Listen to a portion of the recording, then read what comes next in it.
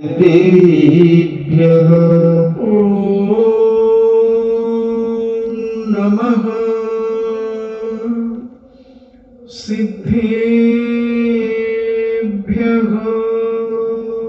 ॐ नमः सिद्धेभ्यः इडमो अरिहन्ताणम्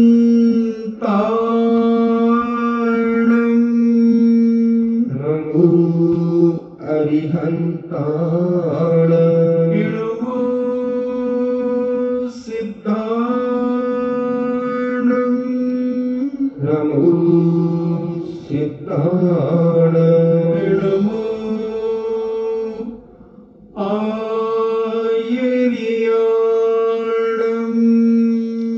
नमो आयर्याणम् नमो उपज्झायाणम्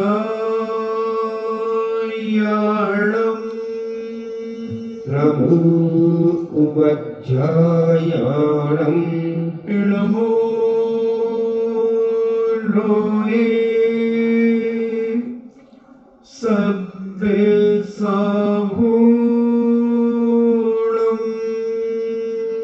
नमो लोये सब्बसाहूणम्। पंच परमेश्वरी भगवान की जय। अहिंसामयी वीतराग विश्व धर्म की जय। देवादिदेव 1008 श्री आदिनाथ भगवान की जय। देवादिदेव 1008 चिंतामणि घोर उपसर्ग विजेता श्री पार्श्वनाथ भगवान की जय। देवादिदेव 1008 शासन नायक बाल ब्रह्मचारी भगवान महावीर स्वामी की जय।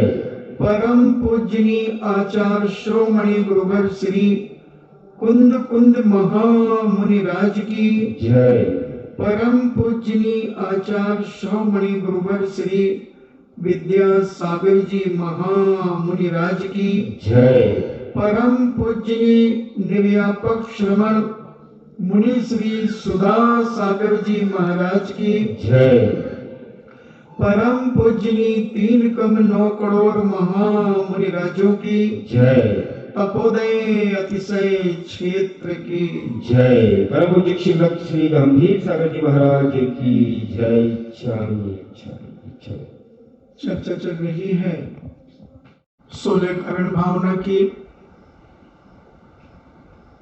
कितनी विशाल है ये 16 कारण भावना। मात्र ये 16 भावनाओं में से भी अगर हम एक पहली और 15 में से कोई भी एक भावना अगर अपनी विशुद्धि के साथ भाना शुरू करें तो भी तीर्थंकर प्रकृति का बंध। वो बात अलग है कि आज वर्तमान में पंचम काल में हम उस तीर्थंकर प्रकृति का बंध नहीं कर सकते, क्योंकि उसमें एक नियम और है कि साक्षात अनंत भगवान का चरण सानिध्य चाहिए या शुद्ध केवली का चरण सानिध्य चाहिए। तो हम कम से कम अभ्यास तो करें। कोई कहे इस बहाने से अगर कोई 16 कारण व्रतों को ना करे कि अभी इसका कोई फल उपलब्ध नहीं है, तो मैं उसका सोच ठीक नहीं है। क्योंकि पुण्य करने के लिए हमें कुछ ना कुछ व्रत उपवास तप करना चाहिए। कोई ना कोई बहाना, कोई ना कोई निमित्त चाहिए। अगर जो चीज आज उपलब्ध नहीं है तो कहीं ना कहीं से तो हमें कभी ना कभी प्राप्त होगी। जिसकी चर्चा शास्त्रों में है वह कहीं ना कहीं उपलब्ध है, कहीं ना कहीं उपलब्ध है। तो ये 16 कारण भावना भाने वाला आज पंचम काल का जीव, वर्तमान का जीव अपने जीवन में अगर विशुद्धि के साथ, बड़ी श्रद्धा के साथ इन 16 कारण भावनाओं को भाता है व्रतों के करके, व्रत उपवास करके, तो इसका पुण्य का संचय तो हो ही रहा है। और पुण्य का संचय जब होगा तो इसकी गति सदगति होगी, सदगति होगी। अगर अपन मान लें सम्यक दृष्टि है, सम्यक दर्शन के साथ यह भावना भा रहा है, तो ये नियम से स्वर्ग जाएगा, नियम से स्वर्ग जाएगा। और स्वर्ग जाकर के ये भगवान के समो शरण में, श्री मंदिर स्वामी के विदेह क्षेत्र में समो शरण में जा सकता है। मगर देव तीर्थंकर प्रगति का बंद नहीं कर सकता, मगर वहां तीर्थंकर के साक्षात दर्शन तो कर सकता है। उनके समूह शरण में बैठकर उनकी दिव्य ध्वनि सुन सकता है। और जब अपने स्वर्ग की आयु को पूर्ण करके मनुष्य बनेगा और मनुष्य ऐसी नगरी में जन्म ले लिया जहां पर तीर्थंकरों के समूह शरण सदा बने रहते हैं। जैसे वर्तमान में 20 तीर्थंकर विदेह क्षेत्र में उनके समूह शरण लगे हुए हैं। हो सकता है ऐसा कोई पुण्य का उदय आ जाए, विदेह क्षेत्र में जन्म ले ले, स्वर्ग से आकर के भरत क्षेत्र, ऐरावत क्षेत्र में जन्म ले ले, और उस समय दुखमा सुखमा काल चल रहा हो, तीर्थंकर का काल चल रहा हो, शुद्ध केवली प्राप्त हो जाए, और उसमें अभ्यास तो किया था, भावना तो भाई थी, और पूज्य मुनिराज को यानी अनंत भगवान को देखकर उसकी भावना पुनः जागृत हो जाए और तीर्थंकर प्रगति का बंद कर ले। राजा सैनिक ने नरक आयु का बंद कर लिया, नरक आयु का बंद कर लिया, मगर फिर बाद में सम्यक दर्शन प्राप्त कर लिया। उस सम्यक दर्शन प्राप्त करने के कारण भगवान महावीर स्वामी के समूह शरण में चले गए, और भगवान महावीर स्वामी के समूह शरण में बैठकर उन्होंने 16 गगन भावना भाना शुरू कर दिया और धर्म की प्रभावना शुरू कर दी। भगवान के समूह शरण में पहुंच गए और अपनी विशुद्धि को इतना विशुद्ध किया, अपने सम्यक दर्शन को क्षणिक सम्यक दर्शन बनाया और भावना भाना शुरू कर दी और तीर्थंकर प्रगति का बंद कर लिया। नरक आयु का बंद हो चुका वर्तमान में, यहां से मरण करके नरक में जाएंगे, मगर तीर्थंकर वहां से निकल करके बनेंगे। रावण नरकों में है, मगर रावण भी तीर्थंकर बनेगा, और जनक नंदिनी सीता का जीव उनका गणधर बनेगा। देखो ये कर्मों की विचित्रता। जब एक धर्म के प्रति आस्था जागृत हो जाती है तो सारा निमित्त अपने आप मिलना शुरू हो जाता है। और वह सीता जी का बेटा बनेगा रावण। जैन दर्शन के अनुसार लक्ष्मण और रावण, सीता जी चक्रवर्ती बनेंगी। जो सीता का जीव अभी प्रतीत है, कई भाव बीच में आएंगे, मगर आगे भविष्य में लक्ष्मण और रावण के तो 10-10 भाव अभी लगेंगे उनको, मगर आयु बहुत लंबी चौड़ी होगी। मनुष्य भी बनेंगे, स्वर्ग भी जाएंगे, कई सागरों पर्यंत यह स्थिति बनेगी, मगर तीर्थंकर बनेगा, तीर्थंकर बनेगा। तो ऐसे अभी से अभ्यास करने पर कभी ना कभी हम उस पद को पा सकते हैं। और अगर मिथ्यात्व के साथ भी तुमने तीर्थंकर प्रकृति का बंद कर लिया, इन्हें भावना भाली, तीर्थंकर प्रकृति का बंद तो नहीं होगा, मगर भावना अगर भाली, 16 कारण भावना आप भाते रहे, उपवास करते रहे, जाप करते रहे, तो आप मिथ्यात्व के कारण विदेश क्षेत्र में भी जन्म ले सकते हो।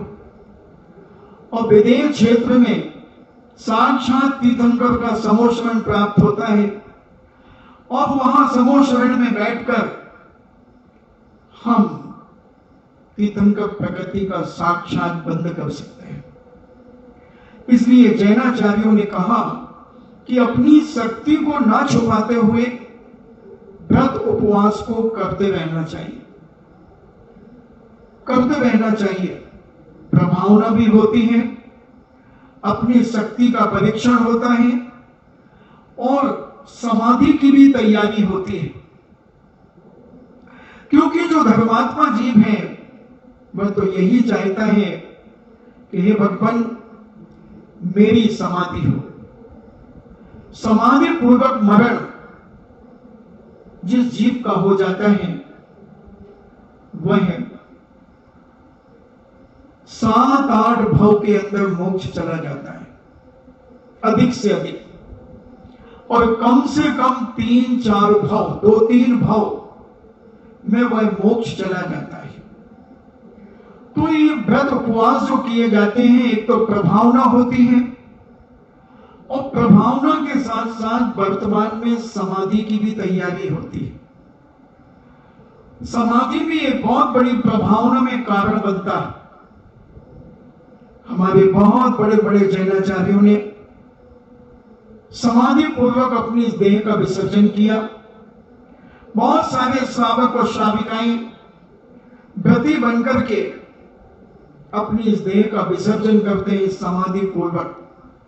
अभी हमारे संजय ब्रह्मचारी जो थे हमारे साथ में, उनके पिताजी पूज्य आचार्य श्री के पास चले गए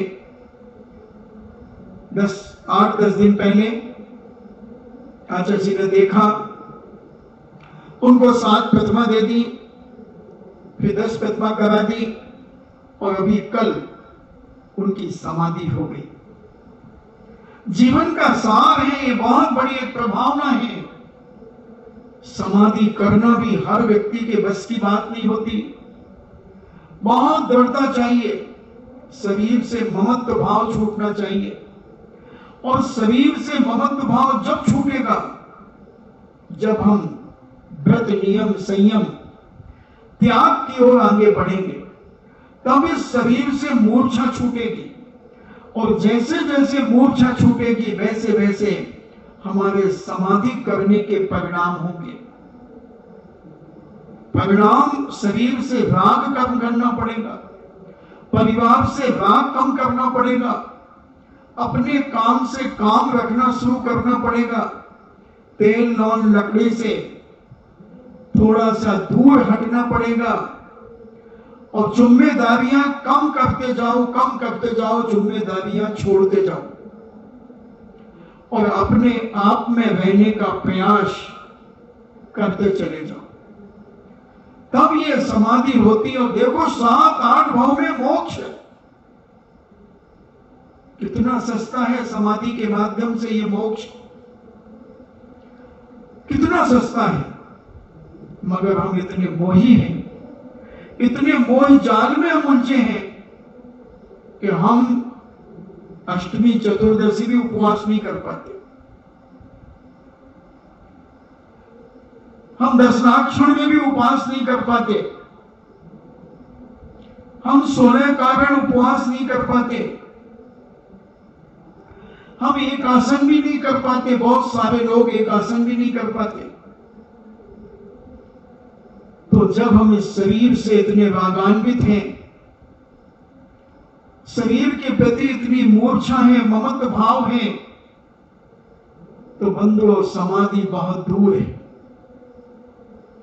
और जिसकी समाधि दूर है उसका मोक्ष भी बहुत दूर है, बहुत दूर है।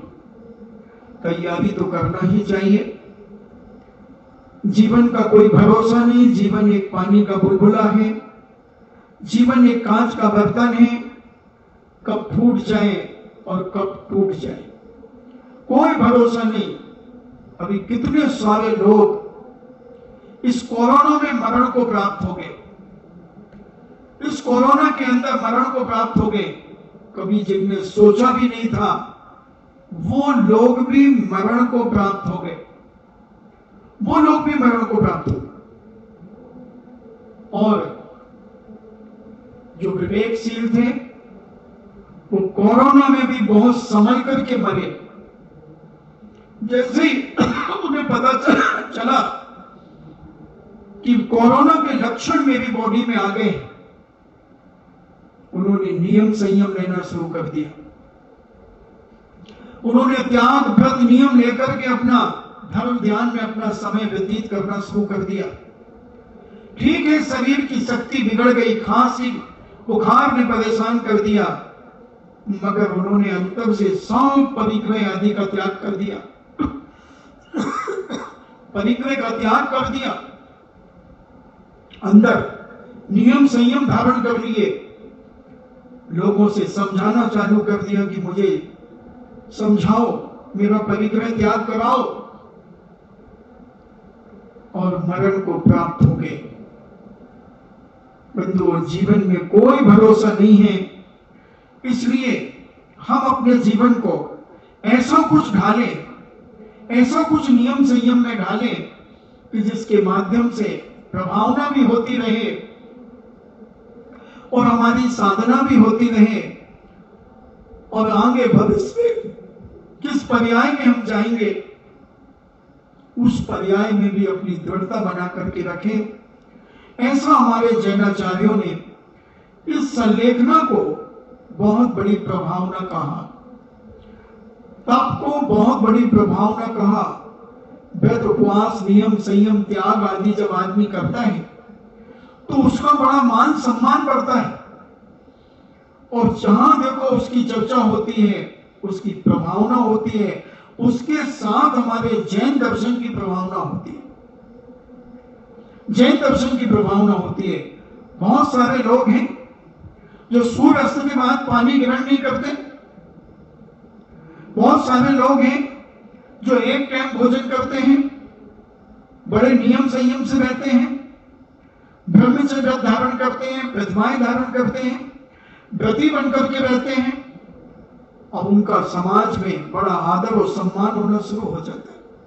जहां चार लोग बैठते उनके त्याग की चर्चा शुरू हो जाती है, उनके नियम संयम की चर्चा शुरू हो जाती है, और लोग उस चर्चा को करके धन्य मानते हैं, अपने आप को धिक्कारते हैं कि हम भी तो एक इंसान हैं, मगर हम भी अपने जीवन में कोई नियम नहीं ले पा रहे हैं। उनको देखो, उनकी बहू देखो, उनकी बेटी देखो, और ऐसी चर्चा जब चलती है तो कहीं ना कहीं से हमारे अंदर, हमारे परिणामों में जागृति आती है, और जागृति लाना हमारे अंदर खुद भाव है, मगर उन परिणामों को हम विशुद्ध नहीं बना पाते, हम उनकी भावना समझ नहीं पाते, अपने भावों को हम अपने भावों के द्वारा नहीं समझ पाते, हम भयभीत हो जाते हैं, हम डर जाते हैं। कहीं ऐसा हो गया तो, कहीं ऐसा हो गया तो हम लगाते रहेंगे तो कभी हम कुछ कर ही नहीं सकते। मोह तो कम करना ही पड़ेगा, और जैसे जैसे मोह कम होगा वैसे वैसे हमारे परिणाम निर्मल होंगे, और जब परिणाम निर्मल होंगे तो हम नियम से अपने जीवन में, अपनी साधना में अग्रसर होंगे। ऐसे ऐसे लोगों ने प्रभावना की जिनको अपन सोच भी नहीं सकते थे, ऐसे ऐसे लोगों ने धर्म का अतिशय दिखाया कि हम सोच भी नहीं सकते थे। तो कई प्रकार हैं धर्म की प्रभावना करने के, व्रती बनकर के भी प्रभावना करते हैं, त्याग तपस्या करके भी प्रभावना करते हैं, व्रत उपवास करके भी प्रभावना करते हैं। तो प्रभावनों के इतने तरीके हैं, जिस तरीके से धर्म की महिमा लोगों के पास पहुंचे वो प्रभावना है। हमारी भावना, हमारे बोलचाल से भी प्रभावना होती है, हमारे उठने बैठने से, हमारे पहनावे से भी हमारी प्रभावना होती है, हमारे जैन धर्म की प्रभावना होती है। तो ये प्रभावना के बहुत सारे कारण हैं जिसमें जैन धर्म की महिमा बढ़े। वो प्रभावना है, वो प्रभावना है। तो ऐसा आचार्यों ने तो किया, मगर हमारे साधु संतों ने, त्यागी व्यक्तियों ने किया, साधकों ने किया। जिन मंदिरों में कभी पूजा नहीं होती थी, एक आदमी, दो आदमी, उनकी भी ड्यूटी लगी थी। बंदी कहते हैं ना, बंदी क्या कहते हैं? आज तुम्हारे परिवार से जाएंगे, कल उनके परिवार से जाएंगे, परसों उनके परिवार से जाएंगे। ओसरा, हाँ ओसरा, ओसरा कहते। तो जब मुनि श्री राजस्थान में आए और जब उन्होंने देखा कि मंदिरों में नौकरी चल रही है, ओसरा चल रहा है, ये तो भगवान का बहुत बड़ा अपमान है, बहुत बड़ा अपमान है।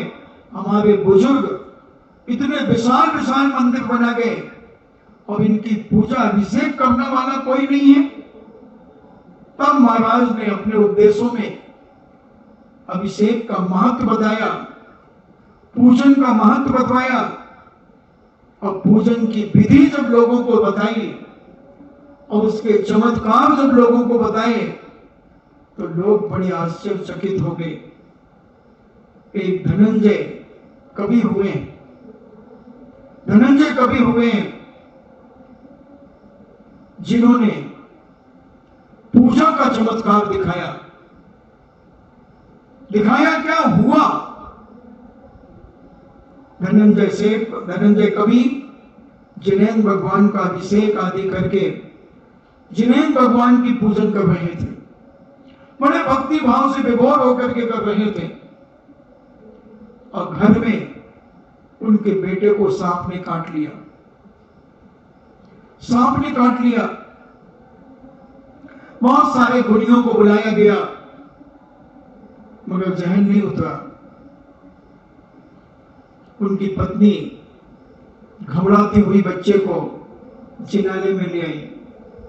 खबर कई बार भेजी, खबर कि बेटे को सर्प ने काट लिया है, आप क्या कर रहे हैं, चलो जल्दी घर बुलाया है नौकरों ने। मगर कवि राज तो कवि थे, नए नए छंद बना करके भगवान की स्तुति कर रहे थे, पूजन कर रहे थे, झूम झूम करके, मजीरा बजा बजा करके ऐसी भक्ति में तल्लीन थे कि उन्हें पता ही नहीं था कि कौन आ रहा, कौन जा रहा, कौन गया, कौन आया। और अपनी भक्ति से ओतप्रोत थे, ऐसे ओतप्रोत थे कि उन्हें पता ही नहीं। श्रीमती आ गई और कहते पूजा ही करते रहोगे क्या कि बेटे को मरते से बचाओगे? बेटा मर रहा है। और उसे इतना गुस्सा आया, इतना गुस्सा आया कि वह बेटे को मंदिर में छोड़ करके चली गई। करो पूजा, तुम जानो, तुम्हारा बेटा जाने, बड़े भक्त बने हो। तो भी उनके कानों में जू नहीं रेखा, उनकी पूजा में कोई दखल नहीं हुआ। वो तो अपनी भक्ति करते रहे, करते रहे। बहुत बड़े कवि थे और भक्ति में ऐसे लीन थे, भगवान के एक एक रग रग की महिमा गा रहे थे, भगवान के एक एक अंग अंग की महिमा का गुणानुवाद कर रहे थे। और ऐसे भक्ति में तल्लीन, और जब भक्ति उनकी पूरी हुई, जब शांति धारा विसर्जन के पहले जो आप करते हैं, उस शांति धारा को कहा, किया उन्होंने, और शांति धारा करते गए, उसके कुछ छींटे उस पड़े हुए बच्चे के ऊपर गिर गए और उस शांति धारा के छींटे से बच्चे का जहर उतर गया, जहर उतर गया। वो बच्चा रोने लगा। सेठ जी ने विसर्जन पाठ करने के बाद नजर दौड़ाई, अरे, और लोग देख रहे हैं, मंदिर में ढेरों लोग देख रहे हैं। उसके पहले लोग कह रहे कैसा पिता है, अरे भक्ति तो कल भी हो जाएगी, और बेटा मर गया तो बेटा कल नहीं मिलेगा।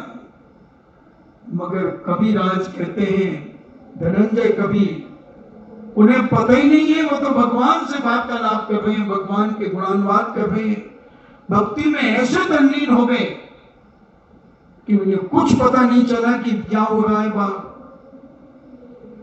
और जब बेटे का रोना सुना, भक्ति पूरी हो गई थी, विसर्जन पाठ हो गया, जब नजर दौड़ाई, अरे बेटे तुम यहां कैसे आ गए? पिता की आवाज सुनकर बेटा चुप हो गया। सारे लोग कहते सेठ जी इसको सर्प ने काट लिया, सर्प ने काट लिया। फिर सारे गुनियों को बुलवा लिया, झाड़ा फूकी हो गई, होश ही नहीं था। ये तो आपके पास जिनालय में सेठानी जी छोड़ गई, सेठानी जी छोड़ गई। अच्छा, फिर ये तो ठीक हो गया। लोगों ने कहा कि आप ऐसी भक्ति में लीन थे, और आप जो शांति जलधारा छोड़ रहे थे और शांति पाठ पढ़ रहे थे, और उसकी छींटे जैसे ही इस बच्चे पे पड़े, ये बच्चा हिलने डुलने लगा, और जैसे ही होश में आया तो ये रोने लगा। सेठ जी कहते हैं, भैया धर्म के ऐसा ही प्रभाव है, धर्म की ऐसी ही महिमा है। अपन ने अभी भक्ति करना सीखा ही नहीं है, अपन ने भक्ति की नहीं है अभी तक। अगर हम सच्चे मन से भक्ति करें तो आज भी एक नहीं अनेकों चमत्कार प्रकट हो सकते हैं, हो रहे हैं। कितने चमत्कार, कितनी प्रभावना इस धर्म की। अभी आप सुन रहे थे, कहां? केरल। अपन कभी केरल गए क्या आप लोग? इसमें से कोई घूमने के लिए गए होंगे, मगर वहां के लोग इन्हें जिज्ञासा सुन रहे हैं। अभी मेरे कान में पड़ी आवाज कि केरल से 10 लाक्षण पर्व में शांति धारा कराने का नाम केरल से आया। 10 दिन तक उनके नाम की शांति धारा होगी। और विनोद भैया तो, प्रदीप भैया तो कलाकार है, जिसकी बोली सबसे ज्यादा होगी उसका नाम सबसे पहले लिया जाएगा। 151 की आई, 151 की आई, और 111 इनका रेट है। तो आदमी कितने धर्म की प्रभावना, उनका मन कितना प्रफुल्लित हुआ होगा सुनकर के कि मैं भले लॉकडाउन के कारण नहीं जा पा रहा हूं, मगर मेरे परिवार के नाम की शांति धारा पूज्य मुनि श्री व्यापक श्रवण मुनि श्री सुधा सागर जी के मुखार बिंद से होगी। ऐसे मंगल पावन दिवसों पर होगी, अल्लाह से भर गए होंगे। आस पड़ोस के लोगों ने जब सुना होगा उनका नाम, तो उनके अंदर भी धर्म की प्रभावना जागृत हुई होगी, भावना जागृत हुई होगी कि हमारे नगर का कम से कम राजस्थान में केरल का नाम आया दान में। देखना, राजस्थान वालों ने कभी केरल में दान नहीं दिया होगा, कभी दान नहीं दिया होगा राजस्थान वालों ने केरल में, मगर केरल के व्यक्ति ने राजस्थान में दान दिया। समझना, जब एक अंदर से प्रभावना भावना जागती है। आसाम, राजस्थान के लोगों ने आसाम में दान नहीं दिया होगा, हाँ उनने दिया होगा जिनके रिश्तेदार रहते हैं वहां पर, मगर जो प्रॉपर राजस्थान का है और जिसके कोई रिश्तेदार नहीं है वहां पर, और वो आसाम गया हो, एक तो गया ही नहीं होगा, क्योंकि आसाम में कुछ घूमने है ही नहीं, वहां तो बाढ़ें आती और ऐसा कुछ वहां मिलता भी नहीं। और आसाम का व्यक्ति दान कर दे राजस्थान में, सोचना बंधु एक उनको धर्म के प्रति कितनी ललक और कितना उत्साह होगा। उनके यहां भी तो मंदिर होगा, वहां भी शांति धारा करा सकते थे। आसाम में भी कोई साधु होंगे, रहते हैं, उनसे करा लेते। मगर सुधा सागर जी महाराज से कराना, सुधा सागर जी के मुखार बिंद से कराना, एक उनके मन में जो महाराज के प्रति एक श्रद्धा, एक आस्था, एक विश्वास जो होगा, वो उनको अंदर से प्रभावित कर रहा होगा, प्रभावित कर रहा होगा। और उन्होंने मन बना लिया कि अपन भी शांति धारा 10 लाक्षण पर्व में कराएंगे। केरल के लोग देखने में समझ में नहीं आते कैसे, उनकी वेशभूषा कुछ अलग होती है, मगर इससे सिद्ध है कि केरल में भी जैन दर्शन की प्रभावना है। और ये जिज्ञासा और प्रवचन वहां के लोग सुनते होंगे। भले मैं कह रहा हूं कि हो सकता बिजौलिया के लोग नहीं सुनते हो एकाग्रता से, क्योंकि महाराज अपने बिजौलिया जो है टीवी चालू कर देते होंगे, मगर कोई रोटी बना रहा होगा घर में, कोई कुछ काम कर रहा होगा, कोई सो रहा होगा, सोते सोते उसके कान में कोई शब्द पड़ रहे होंगे, कोई वॉशिंग मशीन चला रहा होगा, कोई झाड़ू पोछा कर रहा होगा और जिज्ञासा सुन रहे होंगे या प्रवचन सुन रहे होंगे।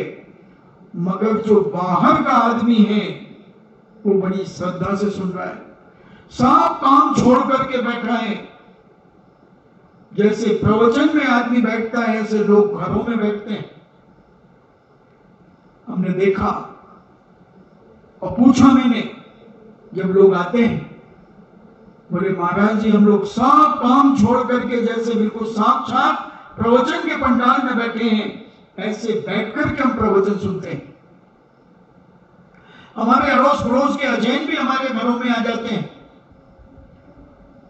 अभी आज ही मुझे पता चला कि बिजौलिया में एक सब्जी बेचने वाला है और कुछ दिन से महाराज जी का प्रवचन सुन रहा है, जिज्ञासा सुन रहा है।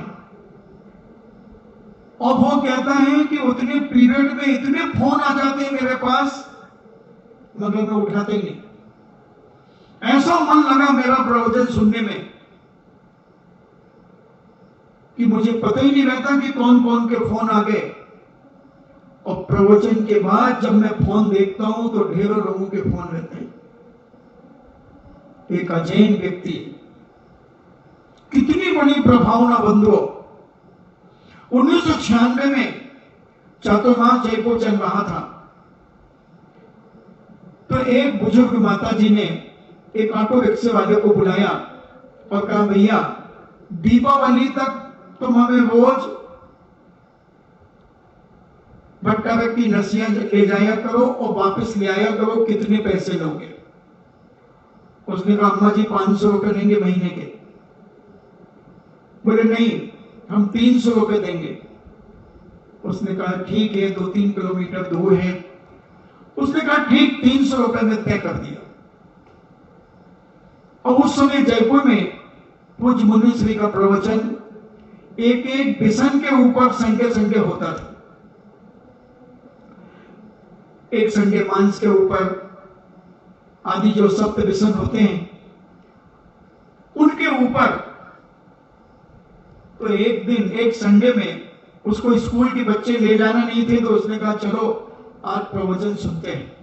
हजारों के लोग इतने आते हैं यहाँ पर, मैं भी देखूं ये क्या क्या बोलता है बाबा, क्योंकि बाहर हजारों गाड़ियां बटकावत नसिया के बाहर और भीतर खड़ी रहती थी। तो वो प्रतिदिन तो अम्मा को छोड़ करके चला जाता था।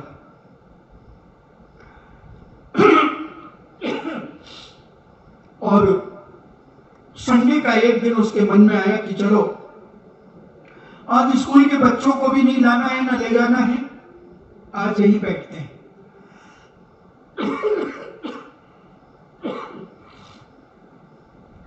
और वह बैठ गया। वो महाराज का प्रवचन शराब के ऊपर चल रहा था।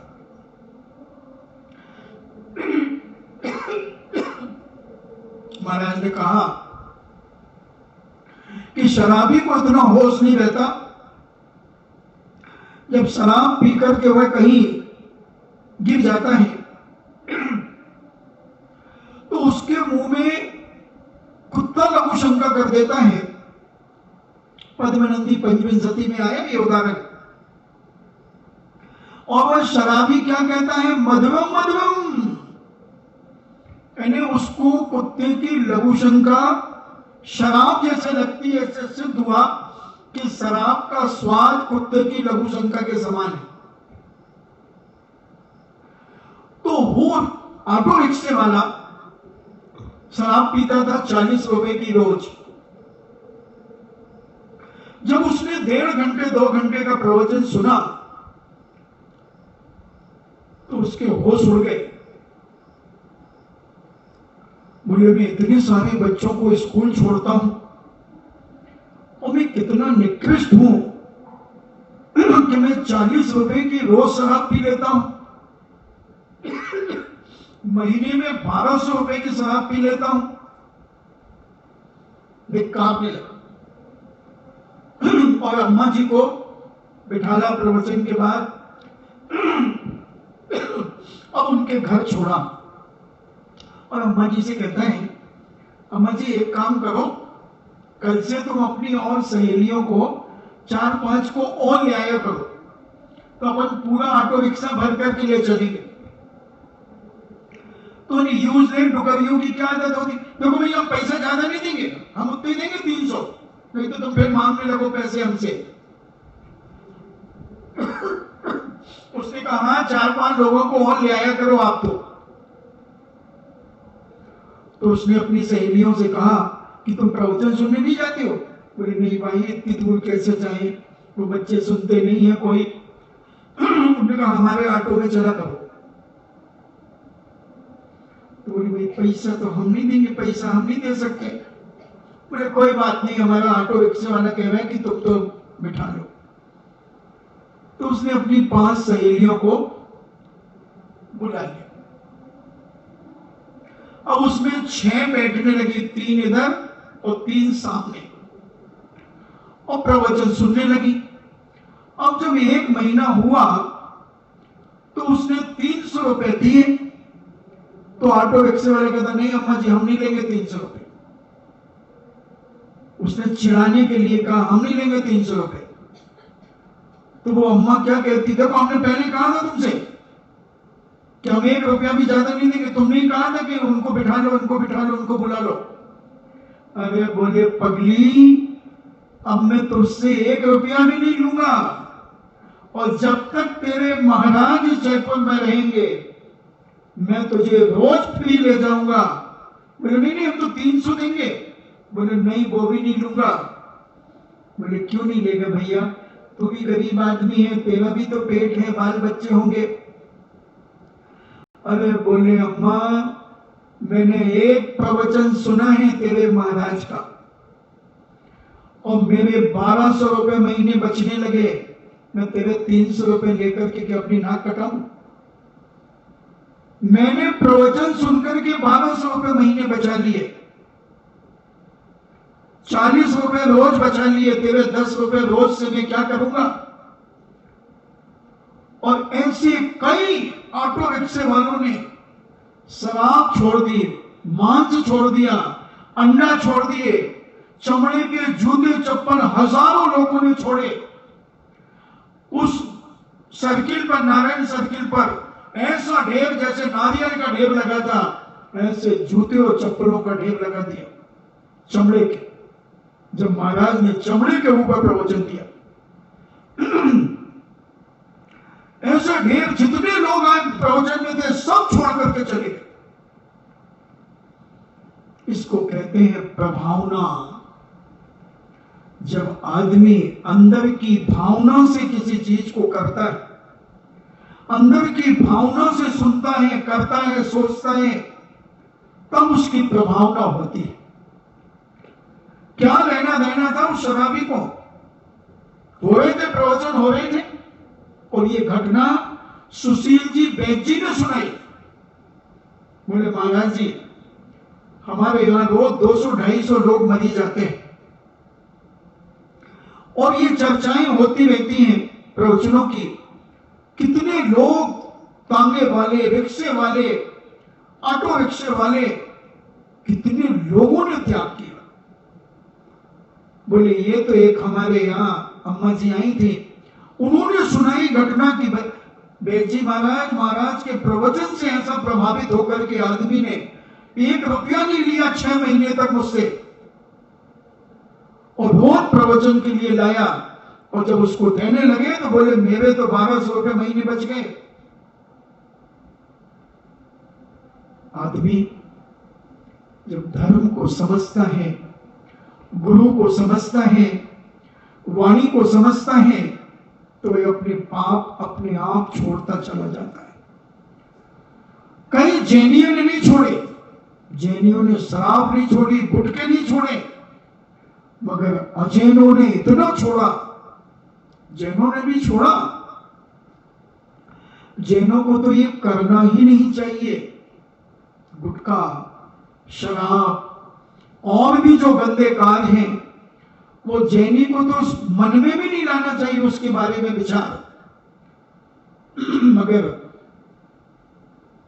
वह रिक्शे वाले, ऑटो रिक्शे वाले, उन लोगों ने जब ये त्याग किया तो बहुत बड़ी प्रभावना बनती है बंधुओं।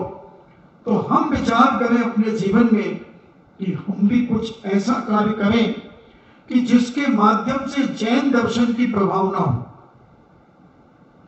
जैन दर्शन की महिमा का चारों तरफ प्रभावना होती चली जाए। जहां देखो वहां जैन दर्शन की चर्चा हो, जहां से निकल जाए वहां जैनियों की चर्चा हो, भगवान महावीर स्वामी के मार्ग की चर्चा हो, ऋषभनाथ भगवान के मार्ग की चर्चा हो, कि ये जैन दर्शन एक ऐसा अनादि निधन जैन दर्शन है जिसकी शरण में बड़े बड़े तीर्थंकर आए। कि कोई भगवान महावीर स्वामी ने नहीं चलाया जैन दर्शन, आदिनाथ भगवान ने नहीं चलाया ये जैन दर्शन, ये सब शरणागत हुए इनके, यानी जैन दर्शन की शरण में आए हैं ऋषभ कुमार, ऋषभनाथ।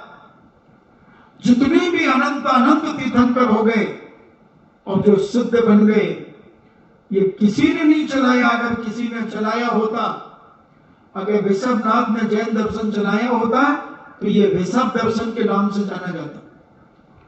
अगर महावीर स्वामी ने चलाया होता तो महावीर दर्शन के नाम से जाना जाता। अगर पारसनाथ स्वामी ने चलाया होता तो पार्श दर्शन के नाम से जाना जाता। क्योंकि इसके ये संस्थापक नहीं है।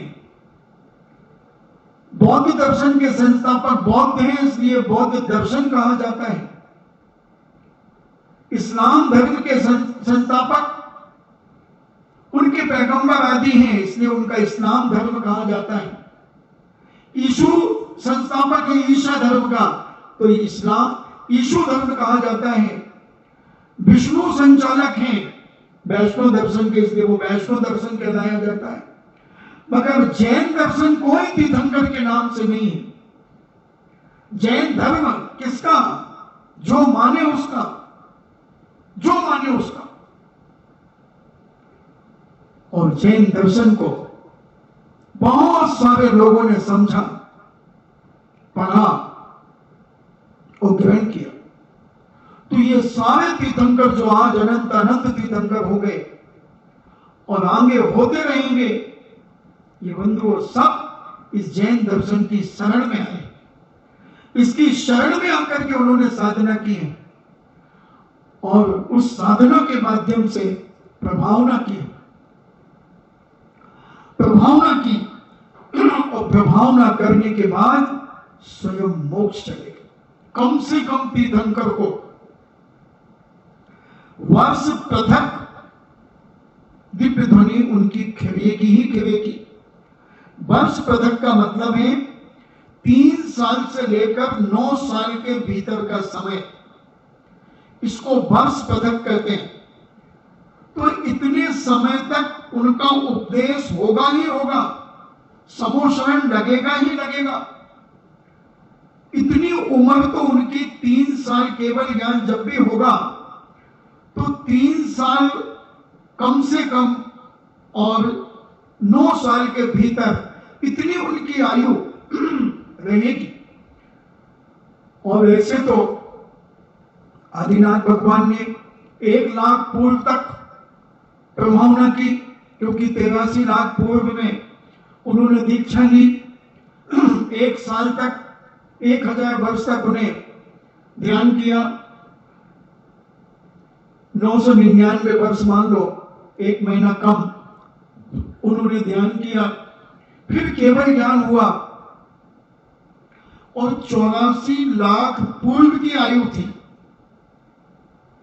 तो 84 लाख को एक पूर्वांग कहते हैं, और एक पूर्वांग में एक पूर्वांग का जब हम गुणा करते हैं तब एक पूर्व हो जाता है।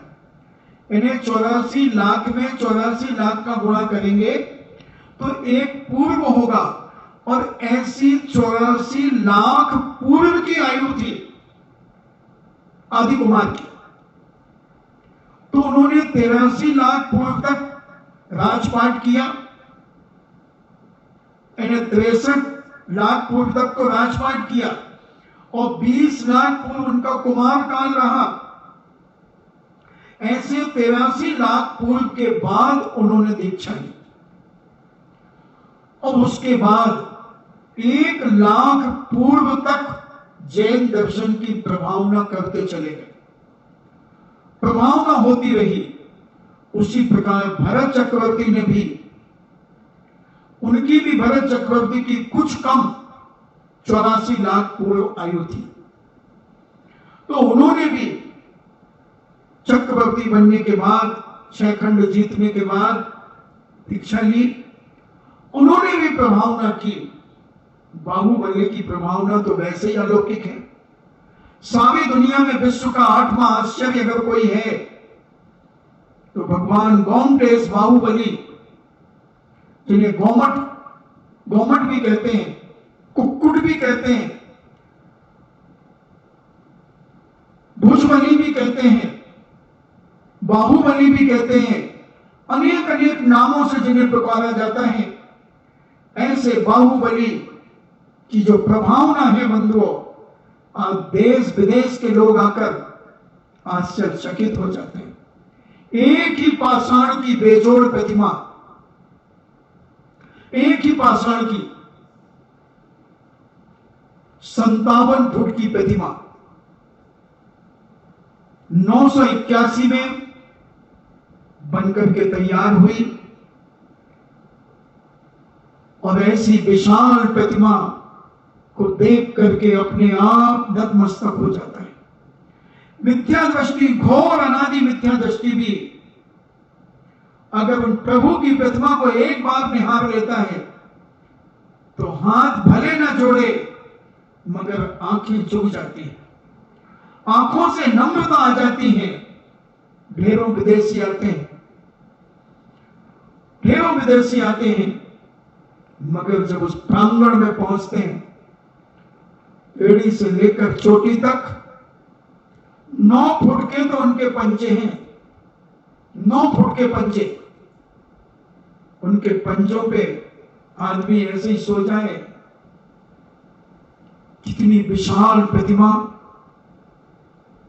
मुझे भी उन भगवान के दर्शन करने का सौभाग्य 3 बार मिला दीक्षा के पहले। क्या मंद मंद मुस्कान उनके चेहरे पर। ये जो बाल हैं उनके 64 हैं, जो गोल गोल बने हुए हैं, ये 64 है उनके मस्तक के ऊपर। पूरे एक एक उंगलियों का नाप, पंजे का नाप, कमर का नाप, सब नाप है। ऐसी बेजोड़ प्रतिमा चामुंडराय ने अपनी मां की ख्वाहिश पर बनवाई। और देखना उस शिल्पी ने, चागत नाम था शायद उस शिल्पी का, उस शिल्पी को जब बुलाया तो उसने कहा कि जितने इसके खंड निकलेंगे, इन्हें जितने टुकड़े निकलेंगे छांटने में, उतना मैं सोना लूंगा, सोना लूंगा। चामुंडराय ने कहा, हां, तुम तो जितने खंडे निकालोगे उनको तौलना और सोना दूंगा। था नहीं उसके पास, था नहीं, मगर कह दिया भक्ति बसात। और बस चागत शिल्पी पहले दिन का जो खंडे निकले उनका सोना वो लेकर के जब घर गया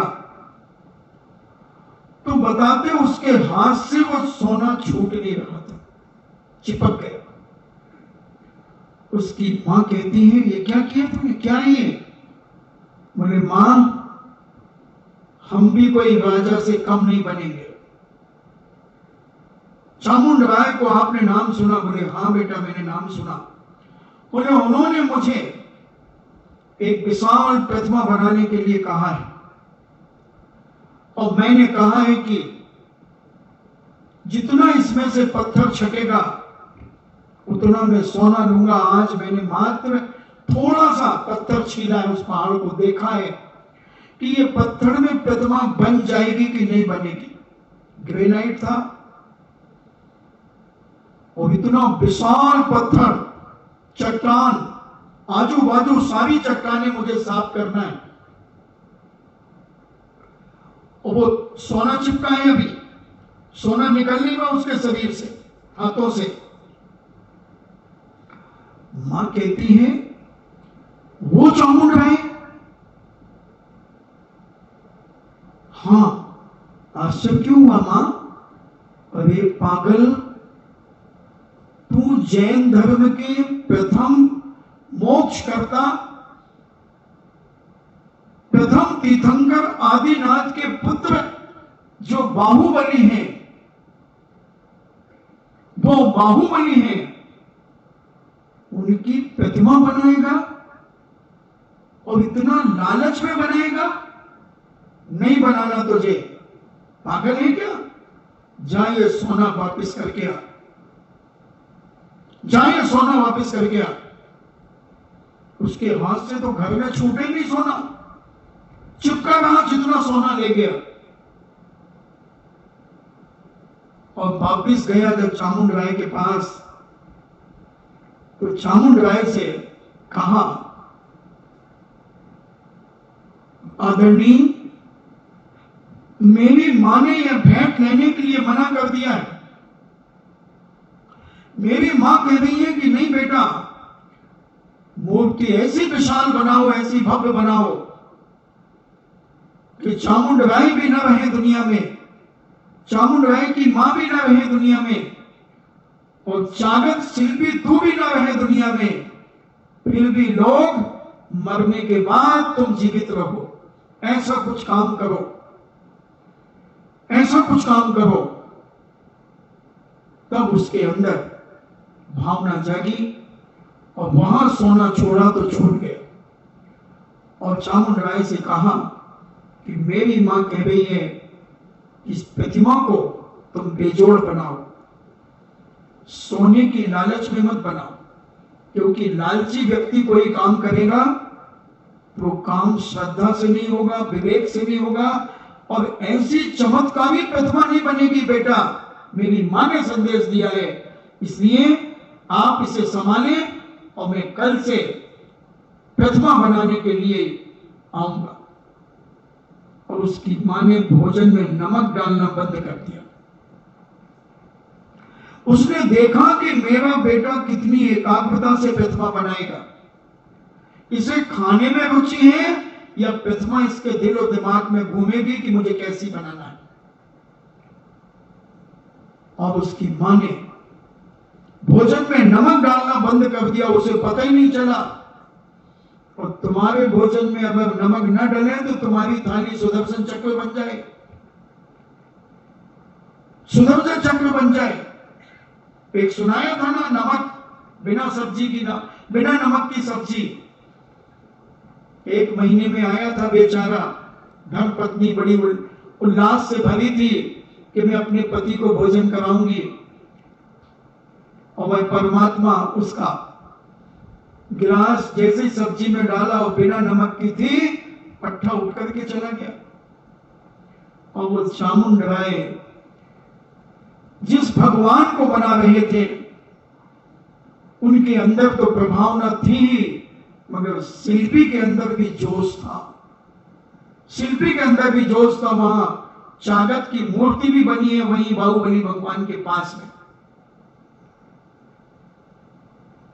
मूर्ति बनी है उस शिल्पी की, और शिल्पी अमर हो गया, चामुंडराय अमर हो गए। मगर जब तक सूरज और चांद रहेंगे तो हमारे बाहुबली भगवान भी अमर हो गए। बंधुओं, बहुत लोगों ने कोशिश की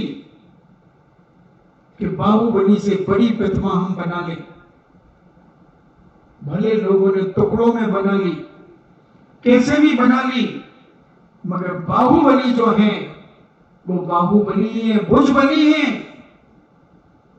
भुजबली है, गोमट है, गोमटेश है। उनके मुकाबले बनो दुनिया में कोई प्रतिमा नहीं। 84 फुट की प्रतिमा बड़वानी में है, मगर वो पहाड़ में निकली हुई है, मांगी तुंगी में बनवाई गई। उसका तो इतिहास आप सबको मालूम है, उसे मुझे बताने की जरूरत नहीं। तो ऐसी कई प्रतिमाएं बड़ी बन सकती है, बनाई होंगी लोगों ने, मगर जो बाहुबली है वो बाहुबली है, बेजोड़ है। उन्हें देखने, उनके दर्शन करने सारे विश्व के लोग आते हैं। 12 साल में जो महामस्तक अभिषेक होता है, बीच में कई बार बंद भी हुआ, फिर 1337 या 87 ऐसा कुछ, तब से फिर चालू हुआ।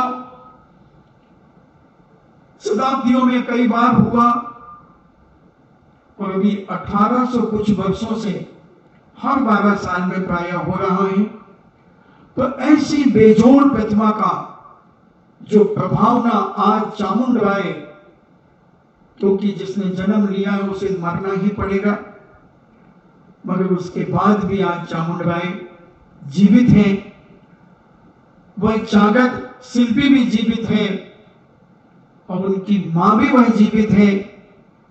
और जो लोग उन बाहुबली भगवान के एक बार दर्शन करते हैं, वहां से मन नहीं हटता।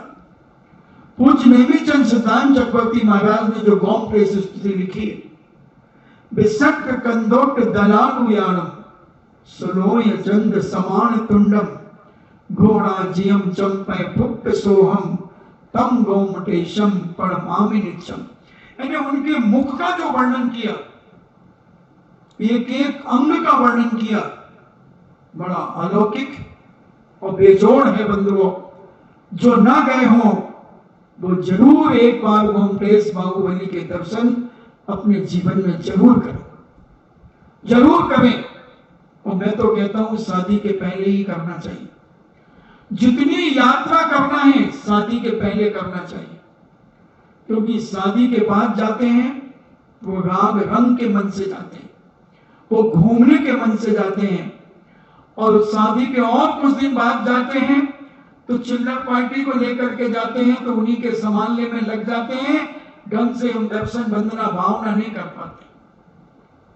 इसलिए जितना जल्दी हो सके इतनी उम्र में भेज दो बच्चों को, जितनी उम्र में वो समझदार हो जाएं,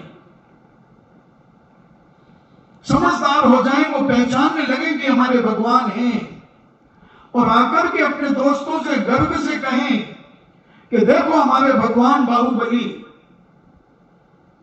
1000 वर्ष से 1200 वर्ष से खड़े हैं और ना कोई चिड़िया बैठती है और ना उनकी कोई छाया पड़ती है।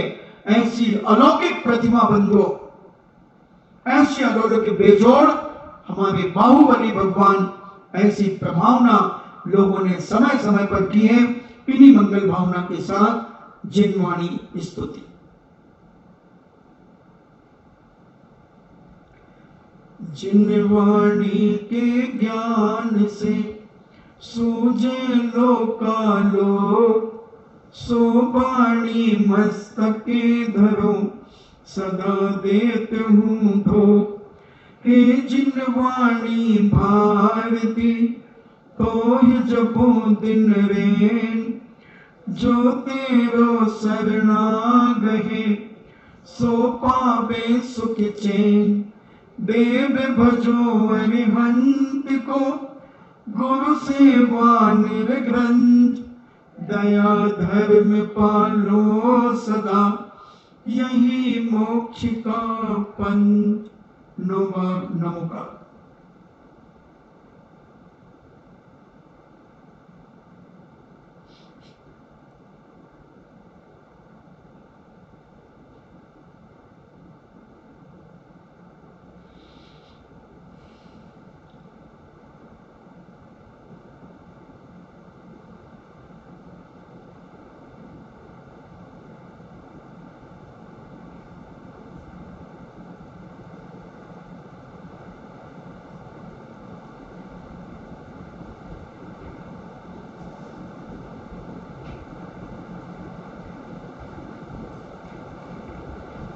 परम पूज्य द्वादशांग जिनवाणी माता की सुत देवता, सुत देवता, सुत देवता। जैनम जेतु शासनम, जैनम जेतु शासनम, जैनम जेतु शासनम।